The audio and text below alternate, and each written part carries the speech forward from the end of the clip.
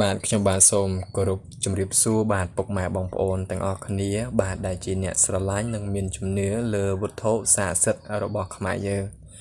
បាទថ្ងៃនេះជួបជាមួយខ្ញុំបាទទៀតហើយបាទពុកម៉ែបងប្អូនខ្ញុំបាទសូមបង្ហាញនៅវត្ថុស័ក្តិសិទ្ធិរបស់ខ្មែរយើងបាទដែលល្បីតមានជំនឿពីមួយចំនួនមកមួយចំនួនណាពុកម៉ែបងប្អូនតាក់ទងនឹងសុកឆ្មាបាទឆ្មាឲ្យសុកបាទគឺជាវត្ថុស័ក្តិសិទ្ធិមួយយ៉ាងបាទដែលមានអានុភាពស័ក្តិសិទ្ធិខ្លាំងពូកែបុគ្គលណាបានវត្ថុនេះយកមកថែរក្សាឬក៏ប្រើគឺជួយឲ្យបុគ្គលនោះគឺមានចម្រុងបែបចម្រុងចម្រើនរោគទទួលទាននឹងមានបានគុំថ្កានលូតលាស់សុខចម្រើនអញ្ចឹងទៅនឹងការពីរាល់សភាវៈអាក្រក់ទាំងឡាយទាំងពួងមុនខ្មៅអមនុស្សខ្មោចព្រាយអាបធ្មប់អំពើអំពាន់ផ្លូវក្នុងផងដែរបាទបើយើងមានសុខឆ្មាបាទបុគ្គលធ្វើការងារដូចជា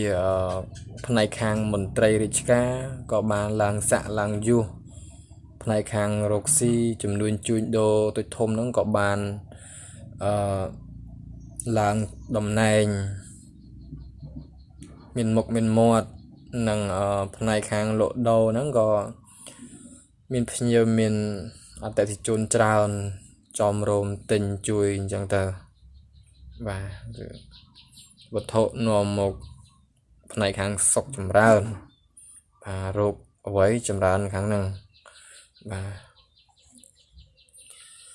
ហើយសុខឆ្មានេះដែរគឺពីសម្បុកបាទនេះសម្បុកកូនទី1នេះគឺខ្ញុំបានគឺបាន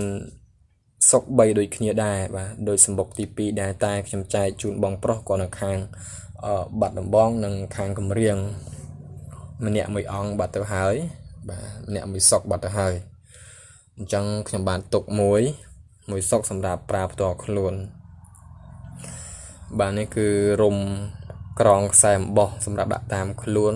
ឬក៏ដាក់ក្នុងឡតបាទព្រោះអីសុកឆ្មាมันអាចត្រូវទឹកបានទេបើសិនជាត្រូវទឹកគឺរិចបាទ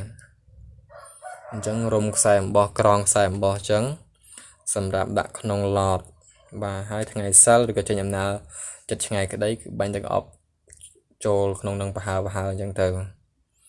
បាទការក្បួន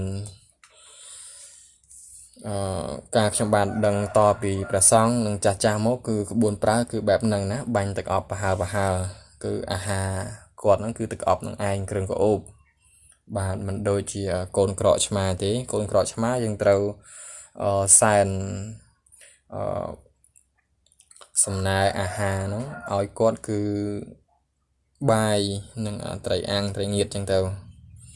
បាទតែសុកឆ្មាគឺបាញ់តែទឹកអប់រួចជាស្រេចបាទណាហើយ3នេះគឺសម្បុកកូនទី2បាទកូនក្រោយសម្បុកហ្នឹងមានសម្បុរ3ផងដែរបាទ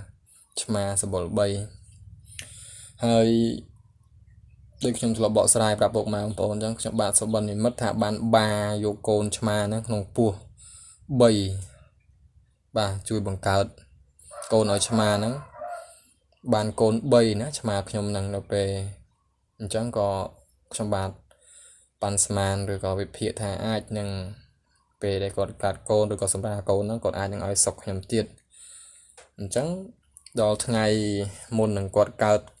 ឬក៏សម្រាប់កូនហ្នឹងប្រហែលជាម៉ោង6ព្រឹកគាត់មកហៅប្រពន្ធខ្ញុំហ្នឹងឲ្យទៅយកសុកអញ្ចឹងប្រពន្ធខ្ញុំហ្នឹងក៏គាត់មកដាស់ខ្ញុំឲ្យទៅមើលទៅយកអញ្ចឹងទៅបាទអញ្ចឹងបាន3